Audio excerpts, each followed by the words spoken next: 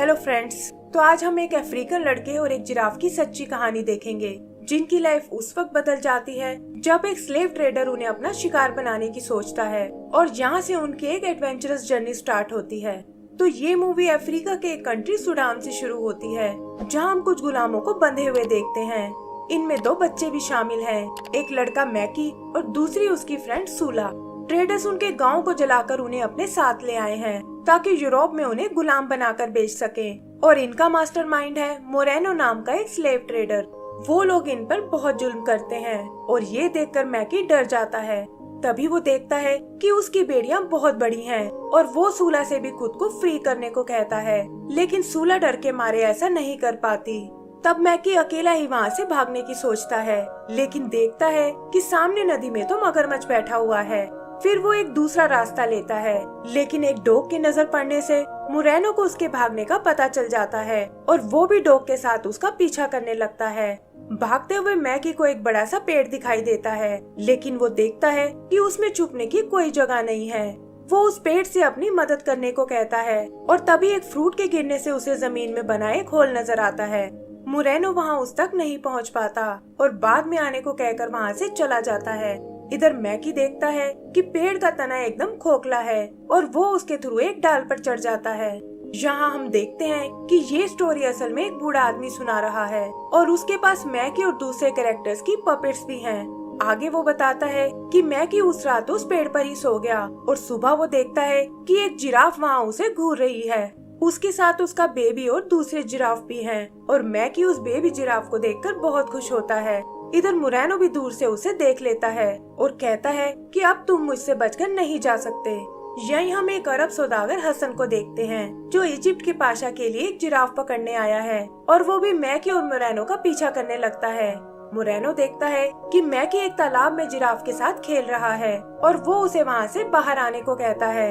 Mama giraffe Moreno को रोकने की कोशिश करती है, लेकिन वो उसे शूट कर देता है और ये देखकर मैकी और उसके बेबी को बहुत दुख होता है।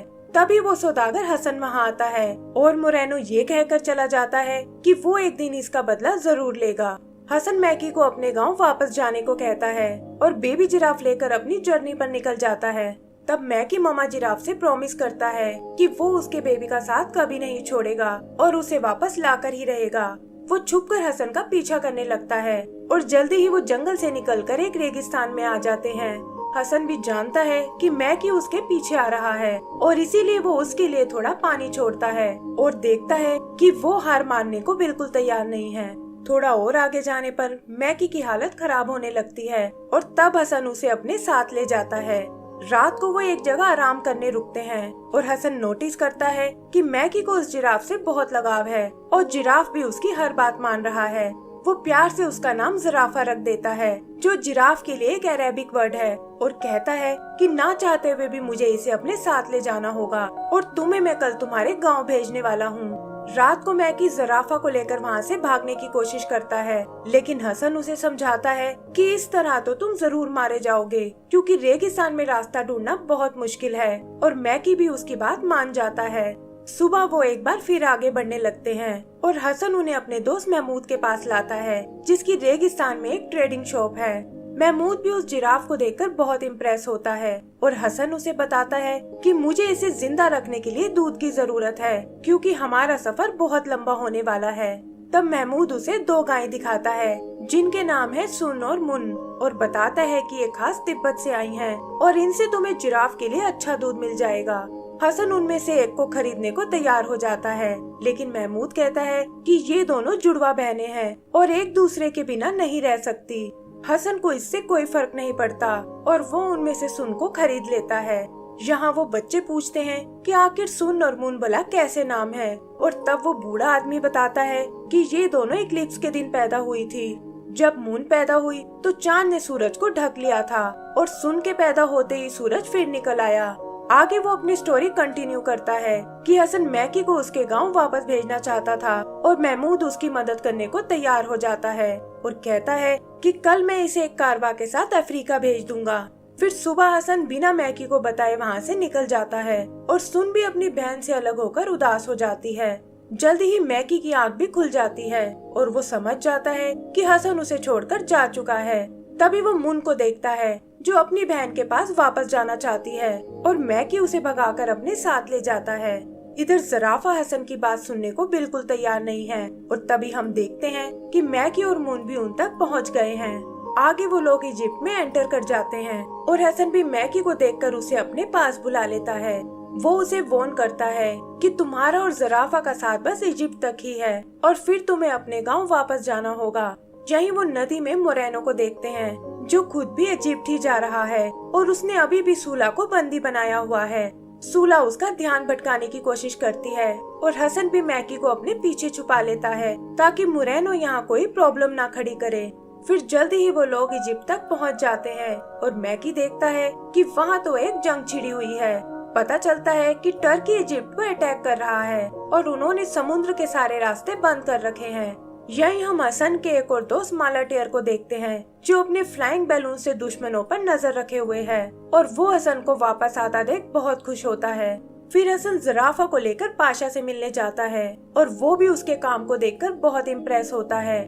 पाशा ज़राफ़ा को फ्रांस के किंग को गिफ्ट करना चाहता है ताकि बदले में वो टर्की से लड़ने में उनकी मदद कर सके, लेकिन सवाल ये था कि आखिर वो उसे फ्रांस तक कैसे भेजेंगे क्योंकि टर्की ने सभी रास्ते बंद कर रखे हैं। किंग इसमें मोरेनो की हेल्प लेना चाहता है, लेकिन हसन कहता है कि वो एक स्लेव ट्रेडर के साथ साथ एक चोर भी है और हमें उस पर विश्वास नहीं करना चाहिए।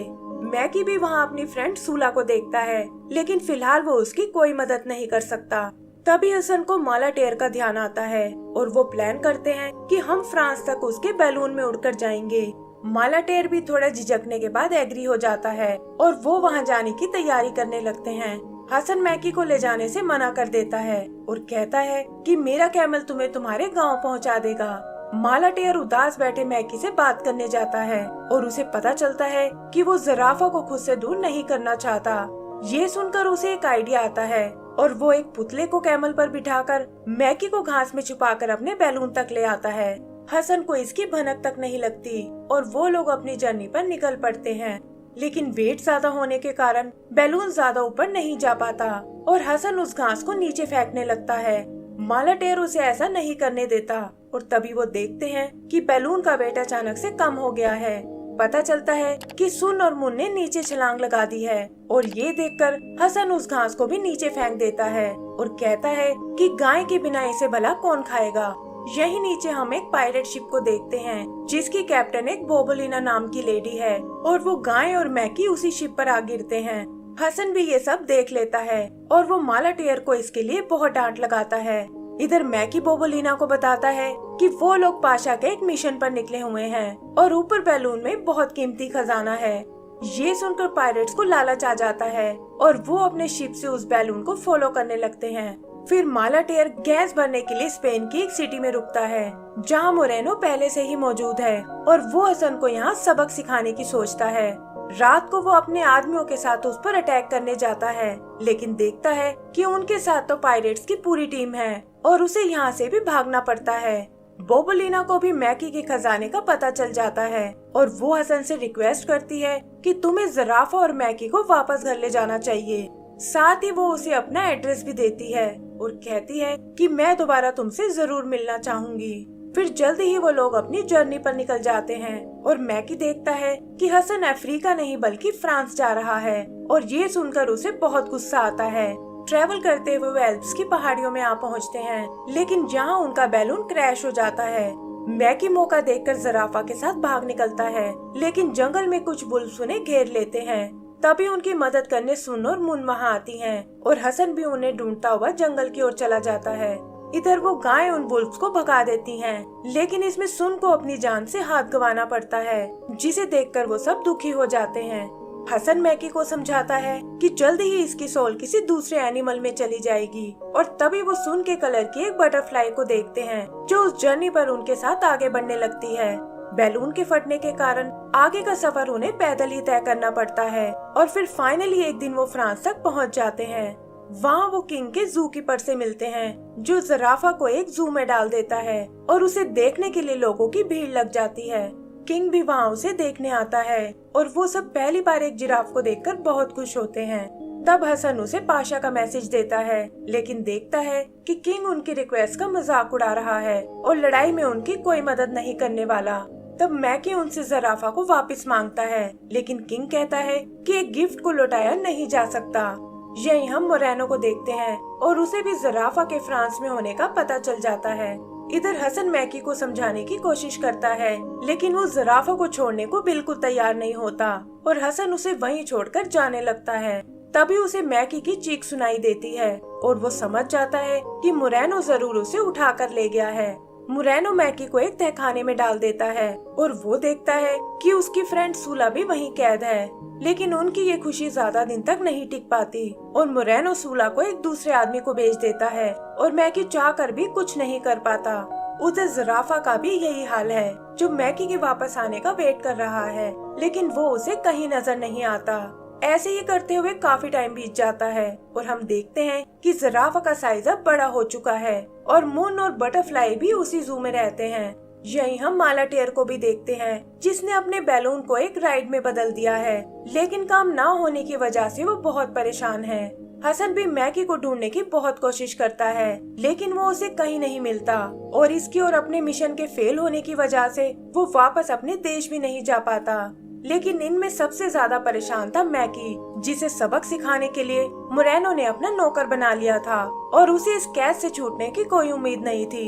फिर एक दिन किंग को एक हिप्पोपोटामस गिफ्ट में मिलता है और वहाँ लोगों की भीड़ लग जाती है। तभी मैकी देखता है कि सूला भी अपने मालिक के साथ वहीं आई हुई है और एक मिसहैप का फायदा उठाकर वो दोनों वहाँ से भाग निकलते हैं। वहाँ से वो दोनों ज़राफ़ा के पास आते हैं, लेकिन देखते हैं कि उसका पिंजरा तो एकदम खाली है और तभी उन्हें मोरेनो के डॉग की आवाज आती है। उससे बचने के लिए वो एक वर्कशॉप में छुप जाते हैं, जिसमें एक बड़ा सा स्टैचू रखा हुआ है और वो डॉग वहाँ उन्हें नहीं पकड़ पाता। तभी दूर मैकी को माला टेयर का बैलून दिखाई देता है और वो दोनों वहाँ उससे मदद मांगने जाते हैं और कहते हैं कि घर जाने का वक्त आ गया है। वो हसन को भी अपने साथ चलने को कहते हैं, लेकिन देखते हैं कि वो सुनने समझने की हालत में बिल्कुल नहीं है और उन्हें उसे छोड़ना पड़ता है। फिर बैलून लेकर वो सीधा जू में आते हैं और इस बार फाइनली ज़राफ़ा उन्हें मिल जाता है, जिसके साथ मुन भी है। मैकी माला टेयर से उसे निकालने में मदद करने को कहता है, लेकिन वो बताता है कि ज़राफ़ा का साइज बहुत बड़ा हो गया है और हम उसे बैलून में नहीं ले जा सकते। मैकी को ये सुनकर बहुत दुख होता है और तभी वो देखता है कि ज़राफ़ा उससे बात कर रहा है। वो मैकी को समझाता है कि तुम्हें अपने घर वापस जाना होगा और इसी से मुझे असली खुशी मिलेगी। वो उसे अपनी मॉम के दिए वचन से आजाद करता है और बताता है कि मैं तुमसे तुम्हारे सपने में मिलने आऊंगा। तभी उन्हें ढूंढता हुआ मोरेनो वहाँ आता है, लेकिन इससे पहले कि वो उन्हें कोई नुकसान पहुँचा पाए, हसन वहाँ आकर उसे रोक लेता है। फिर वो मैकी को लेकर बैलून की ओर जाने लगता है, लेकिन मोरेनो पीछे से उसे शूट कर देता है और ये देखकर मैकी रोने लगता है। उधर ज़राफ़ा उन्हें भागने का मौका देता है, लेकिन मोरेनो हार मानने वाला बिल्कुल नहीं था और वो उनके बैलून से लटक जाता है। तब मैकी और सूला उसके हाथ पर बाइट कर देते हैं, जिससे वो सीधा नीचे बियर के पिंजरे में जा गिरता है और वो बियर उसे मार डालते हैं। आगे वो बूढ़ा आदमी बताता है कि उन्हें अफ्रीका आने में कई साल लग गए और रास्ते में उनके एडवेंचर के और भी कई किस्से हैं, जो वो उन्हें किसी और दिन सुनाएगा।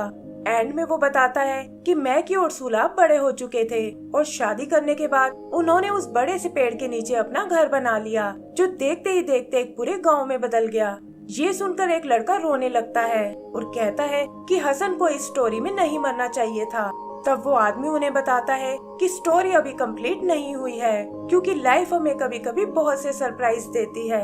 हसन के साथ भी ऐसा ही हुआ था और उसे एक भला इंसान हॉस्पिटल ले गया, जहाँ से ठीक होकर वो सीधा ग्रीस जा पहुँचा और वहाँ उसने और बोबुलिना ने आपस में शादी कर ली। फ्रांस के जू में नए एनिमल्स का आना इसी तरह चलता रहा और इसी वजह से ज़राफ़ा को भी अपना लाइफ पार्टनर मिल गया। तभी शाम हो जाती है और वो आदमी कहता है कि अब मेरे जाने का वक्त हो गया है। बच्चे भी समझ जाते हैं कि हमेशा की तरह वो अपने कुछ दोस्तों से मिलने गया है, लेकिन किसी ने आज तक उन्हें कभी नहीं देखा। उधर वो आदमी दूर खड़े अपने दोस्तों को देखता है, जो असल में इस स्टोरी के बाकी कैरेक्टर्स हैं, और यहाँ पता चलता है कि ये बूढ़ा आदमी ही असल में मैकी था। और इसी के साथ हमारी ये मूवी खत्म हो जाती है। तो दोस्तों, अगर आपको ये मूवी पसंद आई हो तो प्लीज हमें लाइक एंड सब्सक्राइब करना ना भूलें। Thank you.